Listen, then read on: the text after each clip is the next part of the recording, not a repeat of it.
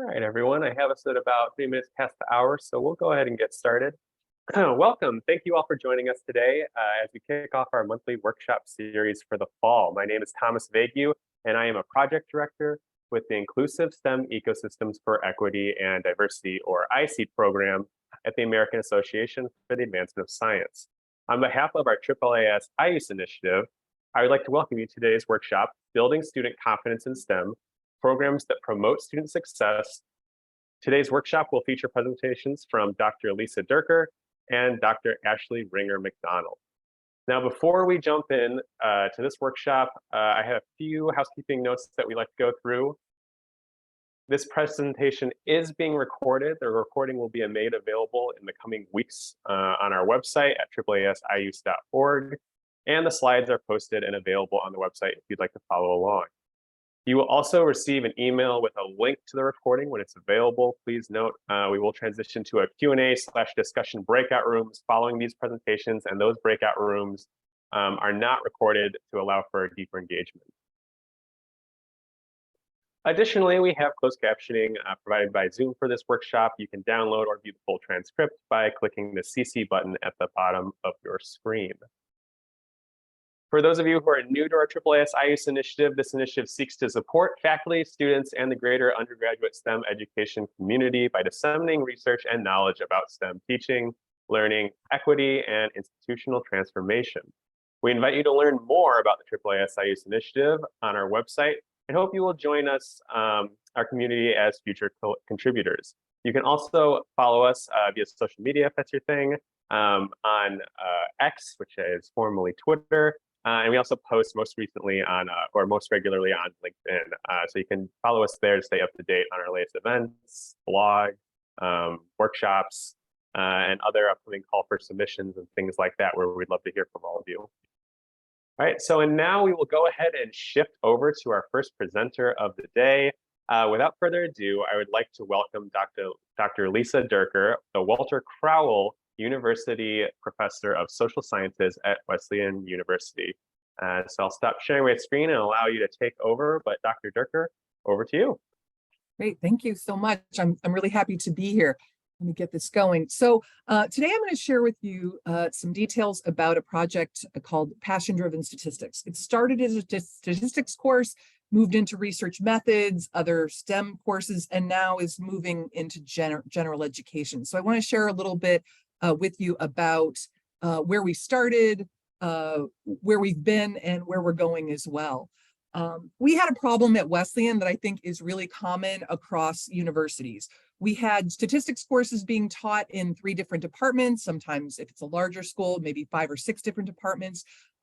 Majors in economics and psychology were getting seats in these classes, and a few other students, but the students that needed statistics were really being left out in the cold. So we had lots of other majors, lots of other minors and certificates where there was a value seen in students taking statistics courses, and yet they couldn't get seats. So we had a problem we needed to solve, which is we needed more statistics seats.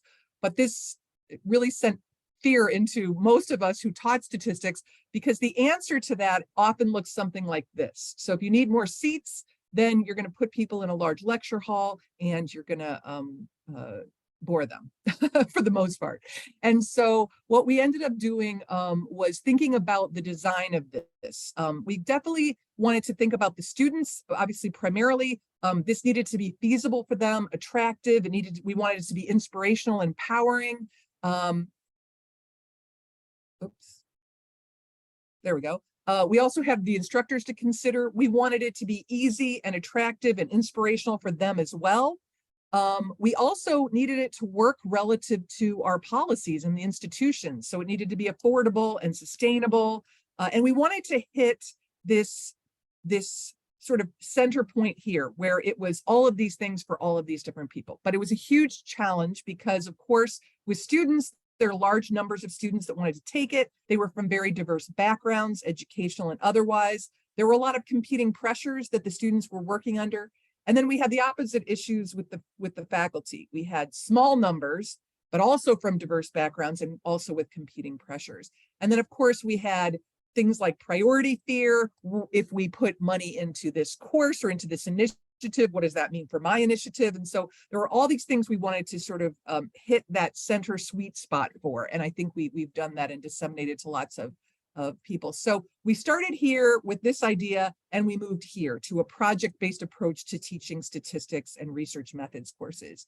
So the outline of inquiry in these courses goes pretty much like this. These are real course-based undergraduate research experiences. We start everybody with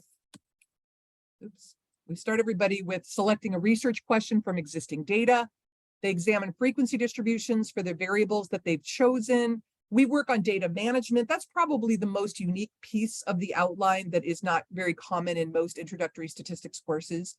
We have them graph one variable at a time, working with descriptive statistics. We have them graph relationships between two variables, adding a third variable, really getting them to understand and work with the data before we move into more sophisticated topics like inferential statistics, testing hypotheses, examining relationships, stratifying by a third variable, and then even multivariate modeling. And so we do this importantly, not by drowning people in information, but by giving them what they need to move forward, make decisions, and then get more information as they go and more guidance as they go. So we do this really on a need to know basis. This is incredibly important. I took a lot of statistics courses in my graduate training. I knew probably 25 different post hoc tests, but unfortunately, I didn't know how to use them or when to use them. And so we really do this on a need to know basis and build from there. We've got lots of different partners all across the country, even in some international locations as well. This is not a full list of them, but I'm looking for a way to exhibit this and present this a little better because I'm sort of running out of room. But you can see that these are liberal arts institutions, community colleges, even some high schools, large state universities, regional state universities, and other public universities. So this has really been disseminated across educational contexts. The way we do the course, we're actually sort of focused on our goal at the beginning. So we have them at the end of the course do an actual research poster presentation of their original research. So in week one, as I mentioned, we give them existing data with a really good code book so that they can understand what data is available to them. We do research questions at the beginning. We even have them get into the literature, have them look up articles to see who's asked similar questions so that they can kind of settle into their question and learn a little bit about how things were measured in other studies. We get into methods, and then of course, univariate statistics, bivariate statistics, multivariate statistics. And then we wrap it up toward the end and really give them an opportunity to take all the tools that we've taught them and put it together into a final research presentation. We do give lots of different data sets. Oftentimes you only need to make one data set available, but we like to have data sets from a lot of different disciplines. I will tell you that even with data sets from a lot of different disciplines, most students pick the kinds of data that focus on social psychology topics, sociology topics, and other social sciences. So here's some examples of those.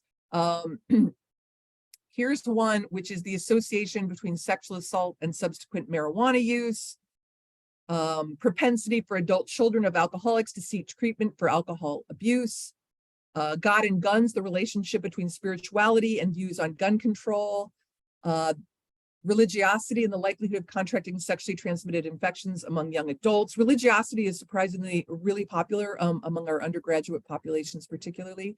But you get the sense of the kinds of things that students are interested in and how their curiosity guides them in the learning process in this course. So we get data from many different sources. Public access is often the best source. We use things like the National Household Survey of drug abuse and health. We use the National Survey of Adolescent Health.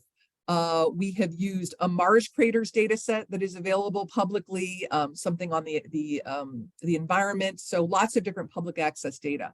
We also draw data from the community. We've done some work with local schools where they give us their high stakes testing de-identified. We have worked with a local homeless shelter with about 10 years of data from them. And then the third place we get data is from faculty. Sometimes faculty have a data set that they're willing to share with students. We've done caterpillar ecology as an example of that. So we get data from lots of places. As long as the data set is big and rich and many questions can be asked of it, it works. So I should say that this model is incredibly flexible. Sometimes people say, well, where are your box plots? And I say, well, you can do box plots. You can do anything you want to in this particular model, and you can really prioritize the aspects of statistics curriculum and data and analytics curriculum that you think is really valuable.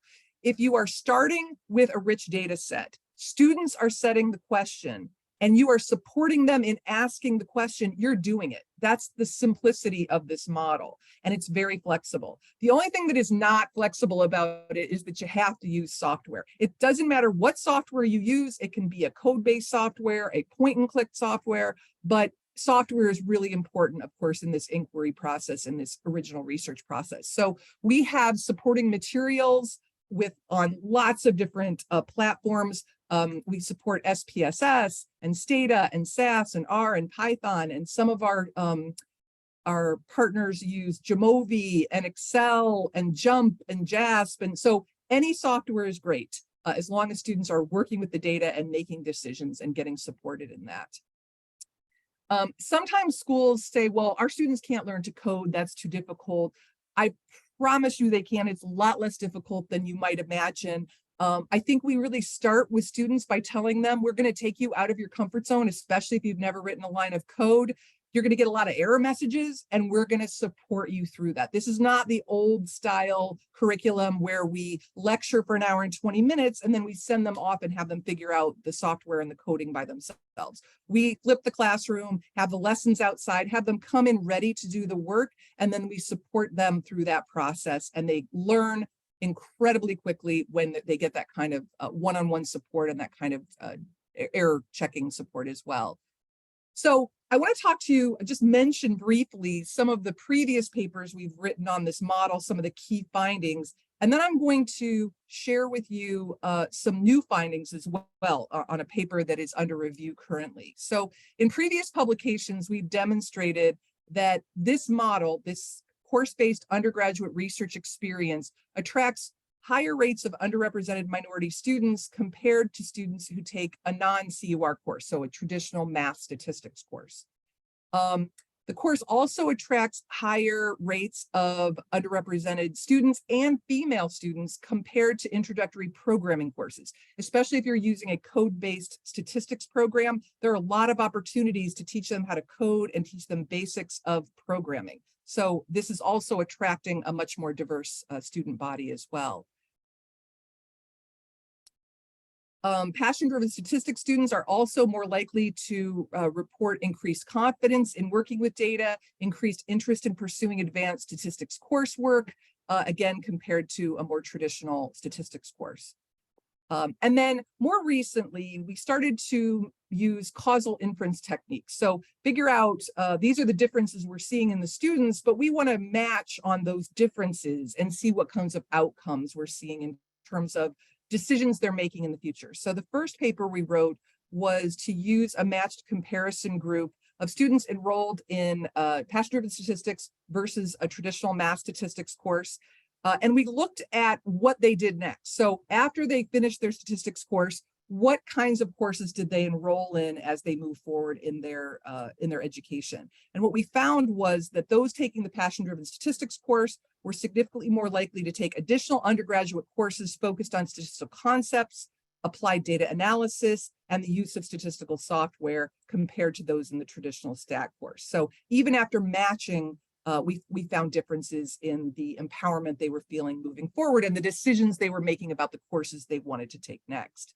So with that in mind, we collected a new sample, and this one, I should mention too, we also found in some of these papers that the ratings suggested that the passion-driven statistics students found the course more useful, more rewarding, and they accomplished more than they expected coming in as well. So in the new study, what we wanted to do is follow alumni.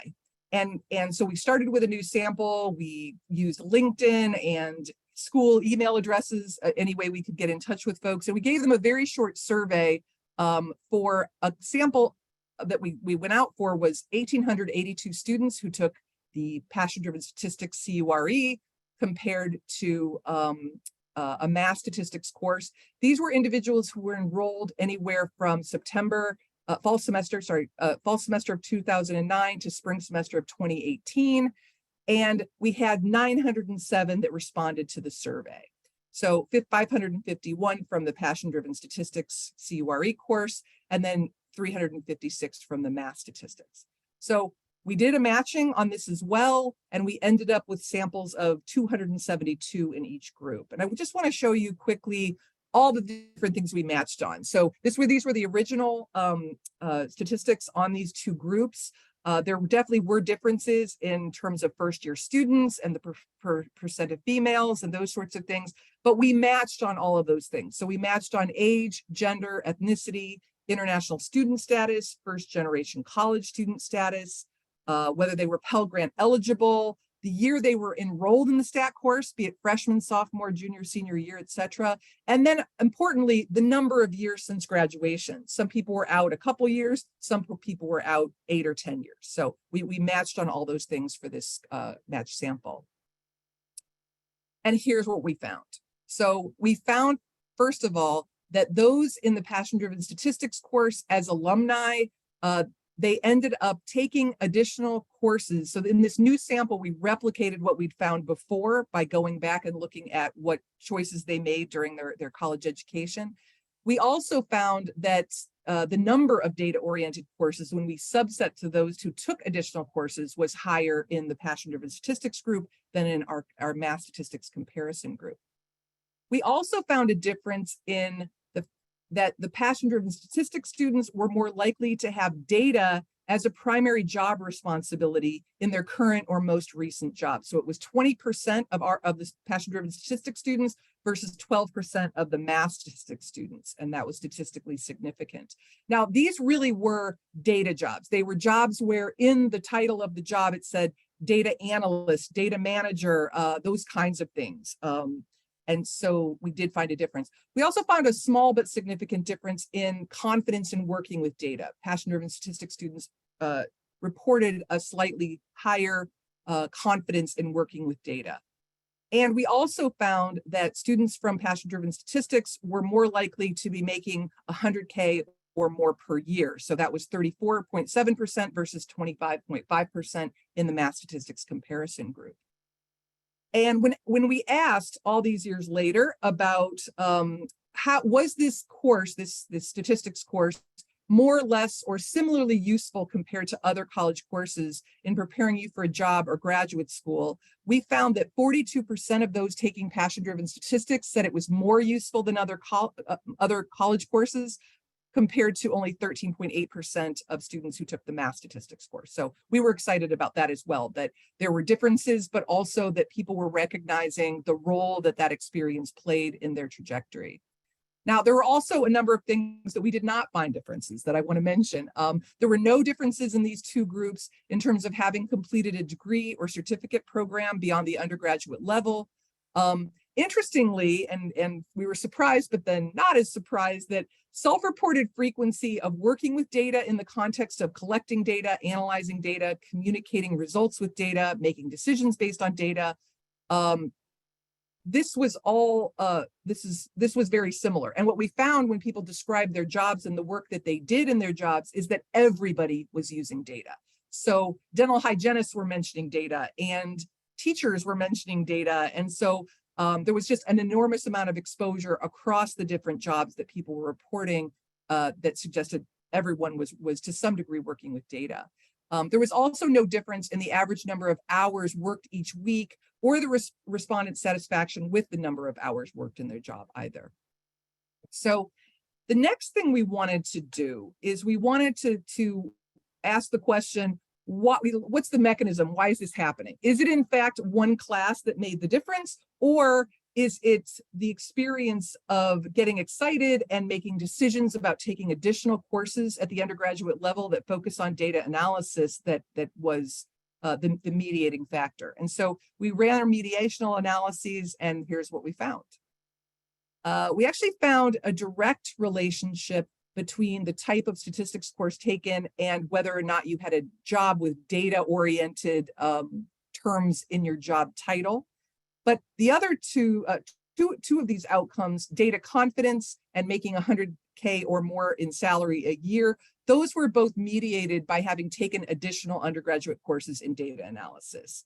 And then for the judging the course is more useful than other college courses, we found both a direct effect and a mediational effect as well. So it's interesting, when we first wrote the grant a number of years ago, our first grant on passion-driven statistics to the National Science Foundation, one of the things we argued was that we've all been trying so hard to design a course that gives students the kind of exposure they need in data for the rest of their lives, right? This is the one exposure they're going to get. It's got to teach them everything. And what we were pitching was that's impossible, that we need to get people excited, empowered about this experience and getting them wanting more. I just did a presentation at the Joint Statistical Meeting in Toronto, Canada, and we were talking, I was talking in a group with international instructors, and we were all agreeing that when we're at a party and we tell people that we teach statistics, people tend to move away from us. We have this international problem in terms of how people feel about this discipline, and we need to fix that on our way to really empowering our students. So I want to talk to you a little bit about our resources. Most of the resources can be found in the easiest way through our passion-driven statistics ebook. It's on GitHub. You can find it online. You can find it through our website, passiondrivenstatistics.com as well. This is a little bit less of a book than a container of resources. So each chapter has a couple of paragraphs. It talks about where we've been in our research inquiry, where we're going, and then it has links to materials like videos. If you're doing SAS, you'll click the SAS video. If you're doing R, you'll click the R video. And so there's supporting resources that are sort of contained within this ebook.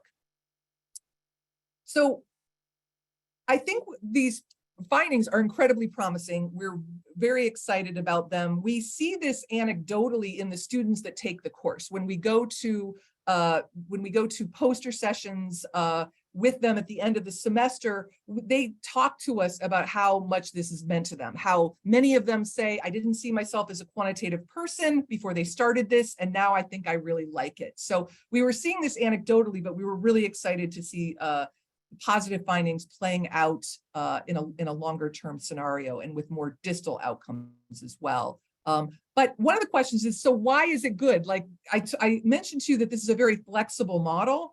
And so if it's so flexible, what is it about it that is empowering students? And so I think what makes it a transformative experience for many students is, first of all, that the students are setting the topic and making the decisions, that the didactic portions are heavier out of class so that we can support students and engage them one-on-one during the class session. They get as much one-on-one support as needed, and they get this just-in-time need-to-know content. So we're not burying them in information. We're waiting till they need that information, and then we're helping them make that learning stick by applying it to data and to their research question. There's also flexible content for all types of learners, different modalities, different data sets, lots of choice that's woven into this as well. And one thing that's been so exciting as we've disseminated this is that everyone is involved in designing and running this course. Everyone is bringing their best stuff. We don't need someone who's a perfect lecturer, someone wonderful at getting discussion going. I mean, I think teachers all have their own strengths. And I think the great thing about this model is what you do is bring your strengths, what they are, into the classroom to support students in their own inquiry, helping them be the heroes of their own learning. So the way we support this class is, again, very diverse because of so many diverse partners. A very common situation is one instructor in just a project-based classroom, students sitting around tables. We have students working on computers. We are no longer in a computer lab. Obviously, a lot of the software is available either on the student's computer or even through the cloud. SAS now has a cloud version. R you can download. They have a cloud version, I believe, at cost. So we're finding that the software is just much more accessible. Students need to be working on their computers when they want to and when they need to, and so that's been very helpful. We also have peer mentors, this is a great training ground for peer mentors to be helping with original research projects. 1 to 10 students is a pretty good ratio, but we've had all sorts of ratios. It depends on what you need and what you want and what kinds of support your students are needing. We've also done some support. We've had Wesleyan undergraduates Skype into high school classrooms to support students. We've had staff discussion forums to help students. We've had lots and lots of instructor support through resources and sharing of those resources among the project partners. So there's lots of ways you can get support to do this. So again, the website is passiondrivenstatistics.com. I want to mention briefly that we've started to expand this into general education courses.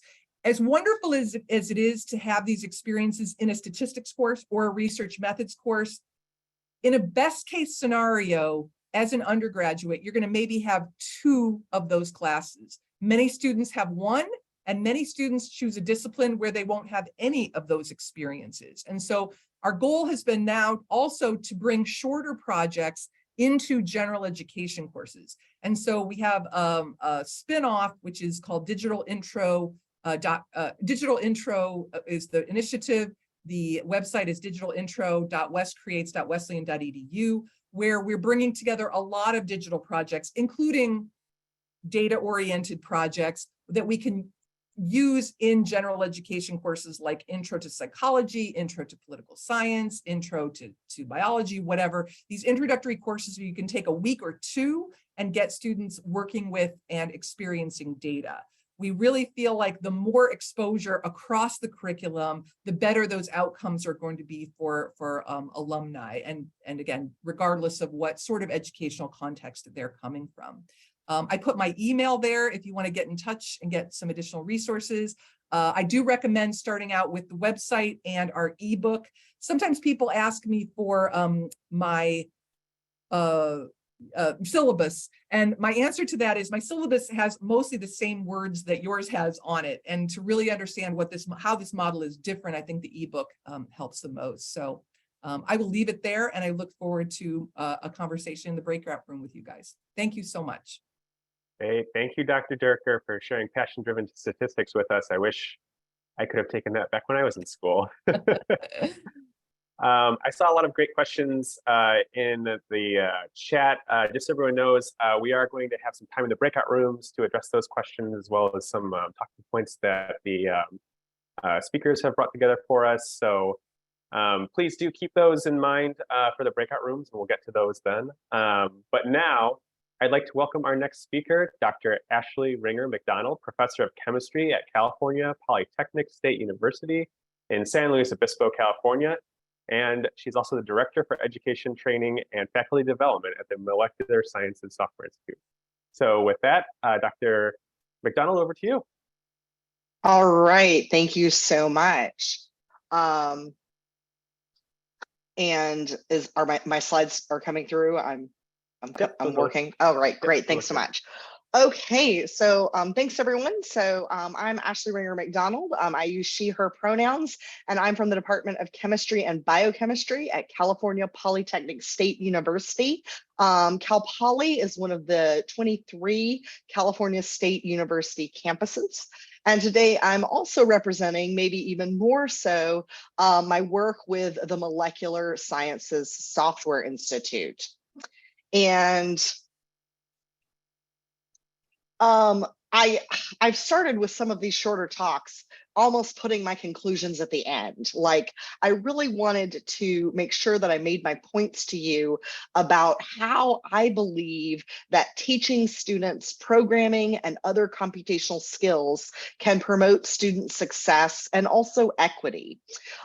So I think based on the great presentation that we just saw, as well as all of our experiences teaching in the classroom right now, it's just becoming very apparent that students who have programming skills and who have computational data analysis skills and who have the ability to work with these statistical software packages, they are just at an advantage over students who do not. Like, they just are now. These are very important skills that give students an advantage in education, in the workplace, and in careers. However, at least in my discipline, which is chemistry, students' exposure to programming and computational skills can be extremely varied. Some chemistry programs don't require any programming lessons at all. Some chemistry students get no exposure to these kinds of skills at all, whereas other students get a tremendous amount of exposure, and they may even have advanced computational chemistry courses. So at least in our discipline right now, the exposure in the core curriculum to these important programming and data skills is extremely varied. Some students get it and some students don't. So if your curriculum, if you're not exposed to programming and data in your primary curriculum, how could you have those skills? Well, the students who have those skills, who are not taught in the primary curriculum, are students who have picked up those skills in some other way. How could they have picked up those skills in another way? They could have been exposed to them in high school. They could have done a co-curricular activity, like maybe they were in a robotics club where they were exposed to programming. And what are these kinds of things that I'm listing? They are other advantages. They are other opportunities. So the case that I really want to make is that if you believe that students who have these computational and data skills are advantaged over students who don't, then you really have to see a way to include these skills in your primary core curriculum of whatever your STEM discipline is. And that's really where our organization, the Molecular Sciences Software Institute, that's where we come in. And we provide these skills in a couple ways. One is we do have training for students in a lot of different forms, and I'm going to tell you a little bit about that. And then another thing that's a really key part of our program is faculty development and training. And one of the things that we like to say is that for this to be adopted broadly, for computation and programming to be in chemistry and in psychology and in biology and in all of these STEM disciplines, in order for this to happen broadly, faculty have to feel like they have the skills to incorporate it in their curriculum. And we say that this includes, and especially includes, faculty who didn't have data and computational training in their own graduate training. So we try to also provide some faculty development in those ways. So I want to say just a few brief words about our institute, the Molecular Sciences Software Institute. We call ourselves the MolSSI. We are fundamentally a National Science Foundation center. And we were launched originally in 2016, and we were renewed in 2021. It's a collaborative effort by 9 institutions in the United States. And our goals broadly are to improve software, education, and training in all computational molecular sciences. So to us, this includes everything from chemistry and physics, computational materials science, the molecular part of biology, biomolecular simulation, bioinformatics, and all types of data science that are integrated into molecular science. This is our leadership team. This is our board of directors. You can see the institutions who are involved in the project. You can tell that these people are not very important because I'm over here in the left-hand corner. And also, these are all faculty members. So while we're the board of directors and we sort of pontificate and bloviate about all these important topics, the real heart of the MolSSI are these people right here. These are our software scientists. These are our full-time, these people are all PhD professionals who have backgrounds in a variety of different STEM disciplines. We have mathematicians, we have computer scientists, we have materials scientists, and they are our full-time research staff at the MolSSI. And I particularly want to highlight Dr. Jessica Nash here, who is one of the software scientists, who is the software scientist who works on our education programming with me the most. She's our education lead and has really helped with all of this. So what kind of programming does MolSSI offer? MolSSI really aims to serve as an education and outreach nexus for the entire computational molecular sciences community. So we really want to be a place that people go for curriculum and a place that people go for knowledge. The kinds of programming we offer is quite varied. We offer summer schools, which are 2-week, sometimes 1-week residential programs where students come to a site and they engage in learning about these different kinds of computational and programming skills. We offer a lot of workshops. These are both in-person and webinar workshops. They can be anywhere from 1 to 2 days, depending upon the depth of the content. We have high school training programs, undergraduate training programs, and then we have a very extensive collection of online resources and curriculum. And in this presentation, I'm going to give you a little taste of what our curriculum is online and how you can find it. And as I mentioned, we also offer a lot of faculty development programming to help faculty upskill their own computational skills so that they can feel comfortable introducing these topics to their students. So since our inception in 2017, we've had around 2,000 students participate in our education programming. Those 2,000 are just the students who have participated in synchronous events. So those are people who have attended an in-person workshop or an in-person summer school or a synchronous webinar. So it's those 2,000 students plus the thousands of students a month that we reach through our online resources. So what is our curriculum? Like, what kind of courses and programming does the MolSSI really offer? So our curriculum is really what the National Science Foundation now calls cyber infrastructure skills. And cyber infrastructure skills are things like programming, data analysis, data visualization, high performance computing, machine learning and AI. All these kinds of things are what the NSF classifies as cyber infrastructure skills. And those are the kinds of curriculum that we offer at the MolSSI. Notice that we don't have discipline-specific curriculum. We don't have curriculum about, teaching the Henderson-Hasselbalch equation in your chemistry class using programming. We're sort of a level below that, where we offer these more foundational cyber infrastructure courses. And what we hope is that faculty can then take our curriculum, sort of let us cover the basics, and then they can focus on integrating those cyber infrastructure skills into their discipline-specific curriculum and teaching students what they really need to know in the discipline, and teaching students how programming and computation can enhance learning of discipline-specific skills. And we have a number of partnerships and collaborations, which I've highlighted here. But what I really want to do for the remainder of this webinar is I want to show you some of our curriculum. I want to show you how you can access it online. And then I want to give you some examples of faculty taking our curriculum and then integrating it into discipline-specific lessons.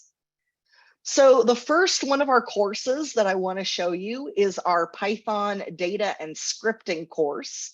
This is our most foundational course. A student does not need to have any prerequisite knowledge to participate in this course. Literally, the first lesson is, what is Python? What is a Jupyter notebook? How do I open a Jupyter notebook and start writing code? This image here is just a screenshot from the front page of our course website. And you can see that our course is divided into different lessons. And I'm pointing this out because in a few minutes, when I'm talking about faculty who've used our curriculum to develop discipline-specific lessons, I'm going to talk about which lessons they've used. So I just wanted you to note that this is divided into lessons. So this Python data and scripting workshop covers everything from fundamental Python syntax and control structures. So the syntax, for loops, if statements, things of that nature. But then it also really quickly gets into the data skills that students would need.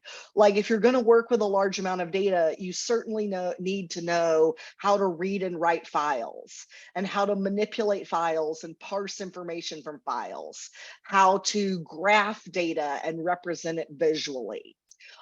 This course also contains a lesson about writing functions in Python. And then if you need to automate your code and move from a Jupyter notebook to the command line, how you would do that. One thing that we've found is that context is very, very important for student motivation in learning these computational skills. If they don't see a pretty direct line between the programming skills and actual problems that they want to solve, they're not really very interested in learning the programming skills for the sake of programming. I think that that's a point that our previous speaker made excellently, that the students, have to really want to answer the questions to learn the coding that they need to learn.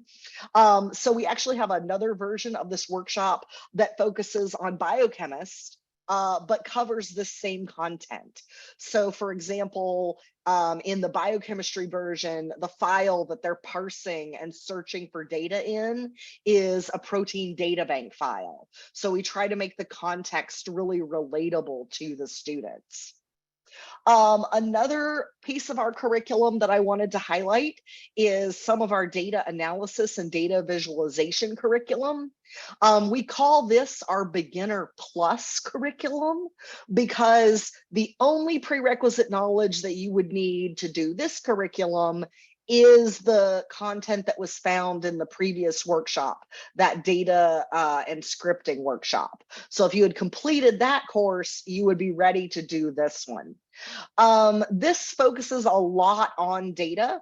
We have a very specific lesson about NumPy arrays and how they are similar and different to MATLAB arrays. So if you were a MATLAB programmer who is now trying to move to an open source tool, this working with NumPy arrays lesson would be very valuable to you. We, of course, have a lesson about pandas, which is the Python data science library that's critical for all sorts of various big data projects. According to Google Analytics, this lesson, using SciPy for data fitting, is the #1 visited page on our website. So students are very interested in knowing how to do data fitting. We also have a supplementary workshop with some advanced visualization techniques, making plots and subplots, making multidimensional plots, making interactive plots that you can present in multimedia ways. This is all covered in our scientific visualization using Python course.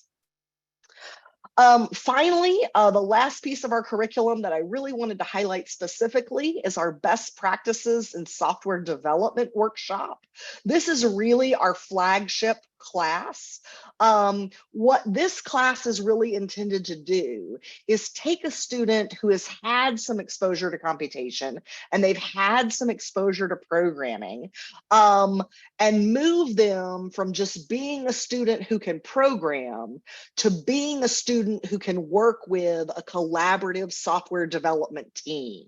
It really moves them into that level where they can work on a large software project collaboratively.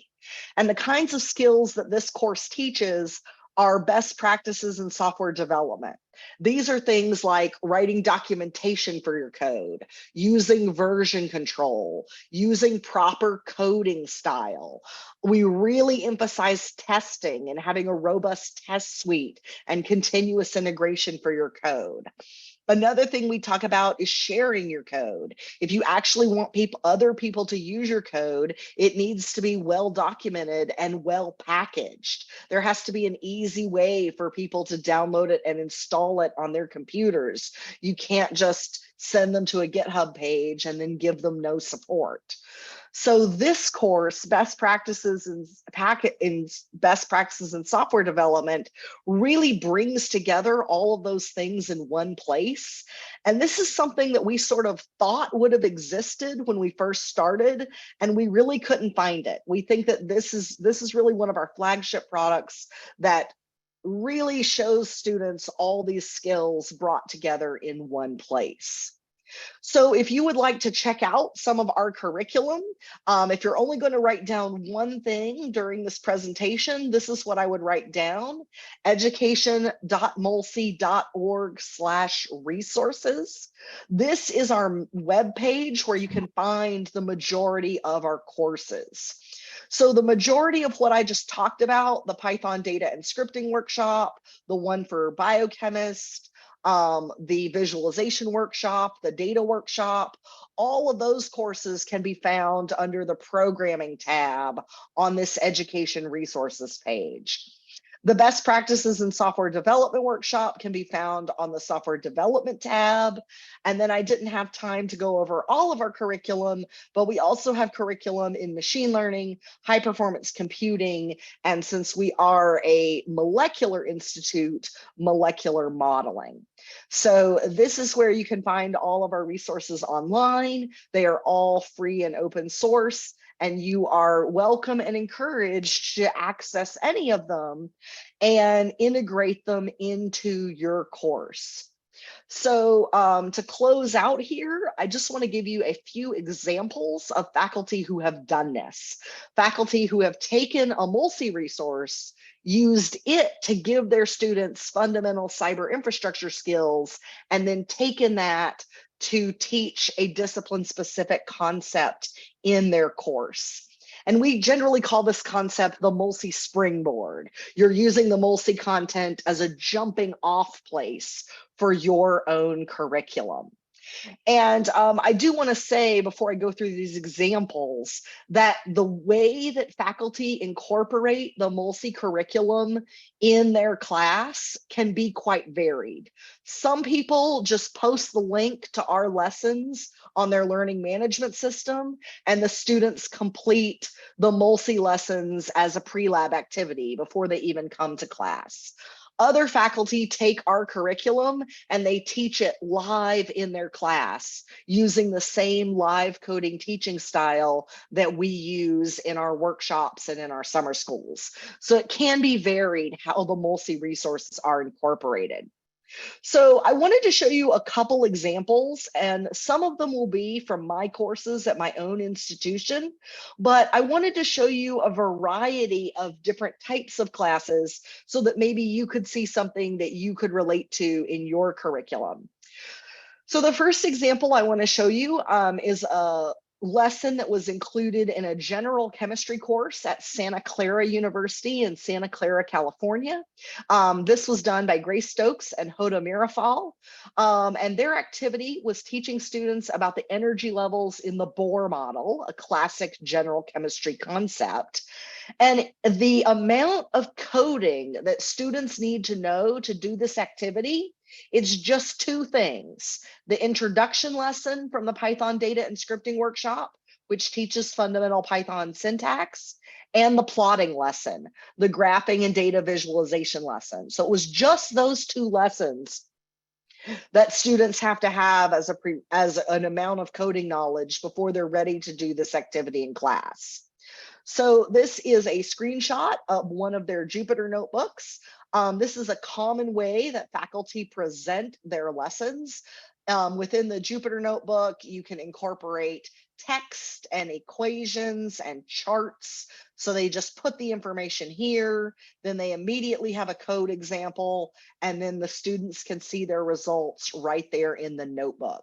And the learning objective that they were conveying in this notebook is that as you go to higher and higher energy levels, the energy levels get closer together, which is clearly demonstrated from this graph.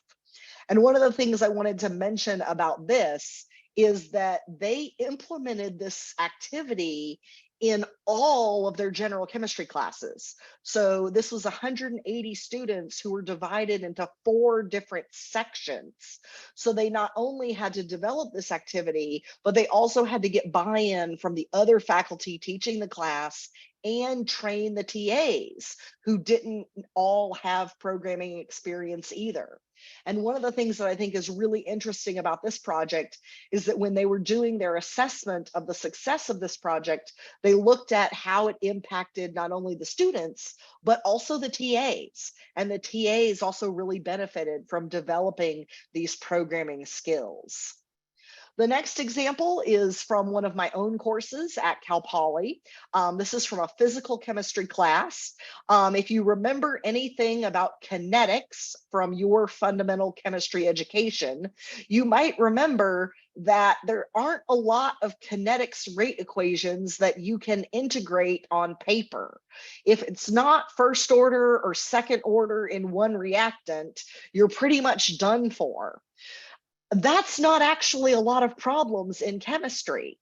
So to enhance students' understanding of kinetics, we taught them to use numerical integration to solve kinetics problems. This involves the introductory lesson from MolSSI, the plotting lesson, along with the very brief lesson about writing functions. The way that we present our curriculum is in these sort of single page Jupyter Notebook handouts. We start off with the fundamental principles. There's always a live code block, some type of visualization, and then 2 practices for the students that directly relate to our course content, in this case, to kinetics in physical chemistry. And then the last course that I wanted to share with you is a course from Nick Mayhall at Virginia Tech. This is an actual quantum software course where the students are developing a software program to compute the thermodynamics of the spin icing model. And they actually use the entirety of the best practices workshop in their course. And they are developing programs to implement quantum algorithms. And through this process, they start their development in a Jupyter Notebook, and then they learn how to really convert it to a Python package and how to work collaboratively on a software project and use collaborative workflows. And these screenshots here are from a student project who built this Monte Carlo simulator in the course. If you would like to read more examples about this, we have an ACS, an American Chemical Society book that came out in 2021, teaching programming across the chemistry curriculum, which has lots of examples of faculty incorporating different kinds of cyber infrastructure skills into their chemistry curriculum. A final thing that I want to mention is that if you are going to do this in your class, one thing that we've discovered is that it really is much easier to use a cloud computing environment than to have students install software on their own computers. The students only need a web browser and they can do this work from a Chromebook that has a web browser and internet access. 2 of the cloud computing environments that we particularly like are Kim Compute and NanoHub. The reason that I recommend these 2 is because I'm a chemist, and these 2 have lots of chemistry packages and chemistry visualization software already installed, but you should look for whatever is appropriate for your discipline. So these are my conclusions. Again, we provide these foundational cyber infrastructure lessons that you are welcome and encouraged to incorporate into your curriculum. We think that doing this promotes equity because it ensures that all students are exposed to these computational skills, which are very important. And really providing professional development for faculty is very key to widespread adoption so that they feel confident in their ability to introduce these important skills to their students. And that is all I had to share today. So I will turn it back over to Thomas. Hey, thank you so much, Dr. McDonald. That's really fantastic. I love seeing examples of the work in progress, or the work in place. So thank you for sharing with us. We're now going to switch over to our breakout rooms for some further discussions and some Q&A, so make sure you bring those questions with you. These breakout rooms are going to be self-assigned and organized by the speakers' names. I'm going to ask my colleague Drew to go ahead and open up the breakout rooms now. You should see a pop-up on your screen allowing you to go ahead and self-select the breakout room that you would like to participate in. If you're running an older version of Zoom and don't see that breakout room button appearing, you could please just post in the chat the name of the speaker whose room you would like to join, and we will go ahead and make sure you get there. And we will reconvene about 20 minutes after the hour. So have a great discussion, everyone, and we look forward to reconvening then. All right, and I think everyone should be back now. So thank you for everyone for joining us today. I'm wondering if maybe we can get maybe a quick 1-minute recap from each room of kind of what kind of things we discussed.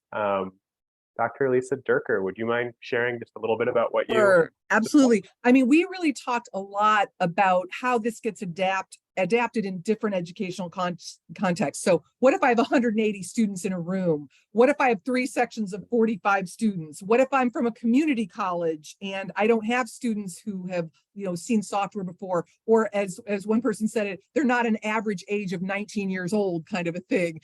And so we talked about adapting to that. And I also shared, everyone is welcome to get in touch with me because we have partners who are doing it in these educational contexts, and I'm happy to make those connections so you can hear more from people on the ground. That's really great. Yeah, not all classrooms are all the same and not all student populations are the same. So it really does have to be flexible. That's really great to hear. Dr. Ashley Ringer McDonald, would you like to share a little bit about what your group discussed? Yeah, so our group talked a lot about context and how can you motivate students to want to learn these programming skills? Because if they're not really motivated to learn them, chemistry is a hard class, psychology is a hard class, microbiology is a hard class. If they're already struggling, is adding cyber infrastructure just making their struggle worse? Is it giving them another thing to struggle with? And how do you point out to them that these skills can make it easier for them to learn and it can make it easier for them to solve problems? And what are some of the strategies that we can use to do that? Really great conversation. Yeah, it's the realization aspect of taking advantage of these opportunities. Great. So before we go, I just want to say thank you so much to our speakers today for joining us. Thank you, Drew, for managing everything behind the scenes there. And thanks to all of you that joined and participated in today's workshop. We really appreciate you joining us for the kickoff of our fall series.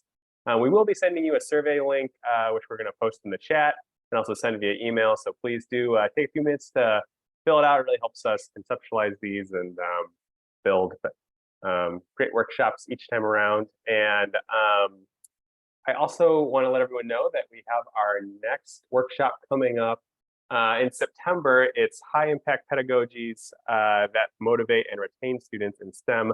That's going to be taking place on September 21st. So you will see an email come around about that. But once again, thank you all for joining us today. We really enjoyed having you here. I'm sure we'll see you all at the next workshop as well. And yeah, we look forward to engaging and learning from you, our AAA SIU's community. So take care, everyone, and have a nice rest of the week. Thanks, everyone, for all the great participation. Thanks.